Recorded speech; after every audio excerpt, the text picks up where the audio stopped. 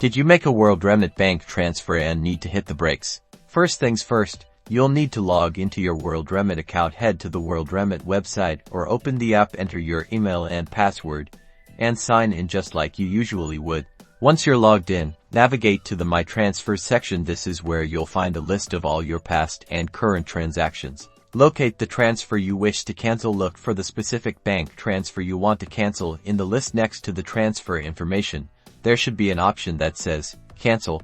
Before you click Cancel, be aware of the conditions. Cancellation is usually possible if the money hasn't been collected by the recipient or processed by Worldremit. Also, check the terms for any potential cancellation fees, which might vary. If you meet the conditions, click the Cancel button. You'll typically be asked to confirm your decision. Follow the on-screen prompts to finalize the cancellation request. After canceling, Worldremit will start processing your refund. You can track the status within your account. You'll likely receive updates via email or in-app notifications. Typically, refunds can take a few business days to process depending on your bank. And that's it. You've successfully canceled your Worldremit bank transfer. For more tips and tricks, be sure to like and subscribe.